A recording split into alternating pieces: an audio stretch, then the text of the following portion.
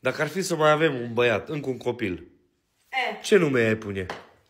Ce nume băiat? Băiat. Ia spune așa.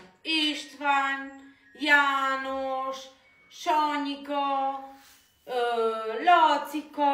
Este o grămadă de nume, mai omule. Ce nume ungurește torești acolo în cap? Trebuie pus nume de sfinți, cât se poate, cât de mult. Sfântul Ion, Sfântul Gheorghe, Sfântul Vasile, Sfântul Petru, de exemplu, Petre. Ai înțeles? Tradițional, din familie, din neamul nostru românesc, că suntem români. Nu Mateaș și Loții și Ișvan și du-te, dă-mi pace.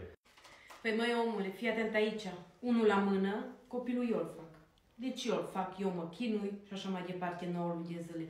Așa că numele știi că tot timpul. Eu am decis și la copiii noștri, și la Jesse și la Patrick. Așa că și la al treilea, dacă e să fie, eu decid. Pentru că eu mă chinui și așa mai departe. Deci nu are rost să discutăm aiurea.